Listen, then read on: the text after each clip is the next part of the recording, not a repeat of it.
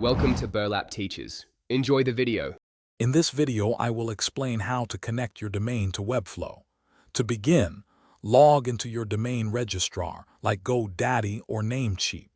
Find the domain you wish to connect and navigate to its DNS settings. This is where you'll make the crucial changes to direct your domain to your Webflow site.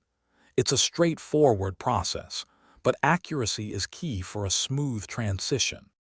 Now let's configure your DNS settings. You'll add two records, each pointing to a specific Webflow IP address.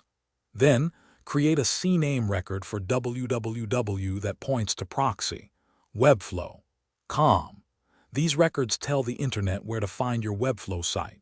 Double-check all entries for accuracy before saving your changes to ensure a successful connection. Hey everyone, if you're finding this video helpful, please hit that like button and subscribe for more content. On another note, for those busy days, I highly recommend these fantastic leak-proof meal prep containers. They make organizing your meals a breeze and keep everything fresh. You can find the link to these and other great deals in the description below. Now, let's get back to the video. With your DNS records updated, head over to your Webflow project settings. Under the Hosting tab, add your custom domain. Webflow will then verify the DNS changes you made. Once verified, simply publish your site. Your Webflow project will now be live on your custom domain, making it accessible to everyone online.